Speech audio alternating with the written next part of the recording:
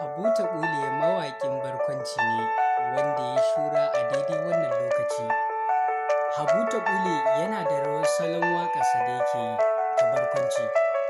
Habu Taɓule mawaƙi ne wanda matasa suke yayinsa a daidai wannan lokaci saboda ba da iya barkwancinsa. Habu Taɓule yana cewa da ya ƙi Faɗima gwamma a ce ya mutu.